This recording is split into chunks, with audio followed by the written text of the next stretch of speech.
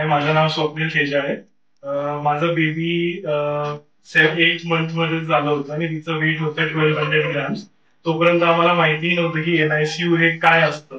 आम्हाला सरांकडे येऊन आम्हाला सरांनी आधी एक्सप्लेन केलं की कसं बेबीला ठेवता येईल, कसं ठेवलं जाईल आणि कसं त्याची ग्रोथ होईल.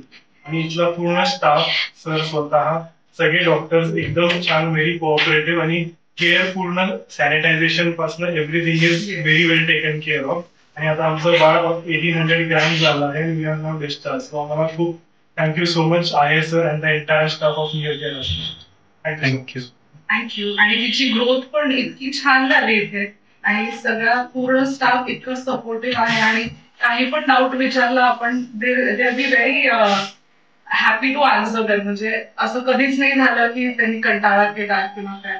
आणि तिची अगदी आपल्या बाळासारखी प्रत्येकाने काळजी घेतली आतमध्ये आणि असं आयसीयू असं वाटलंच नाही. एक महिन्यासाठी आमचं सेकंड होमच होतं, म्हणजे इथे येणं जाणं पण कंटिन्युअस चालूच होतं आणि ऑलमोस्ट सेकंड होम सारखंच होतं. एक महिनाभर होती. Thank you so much. थँक्यू.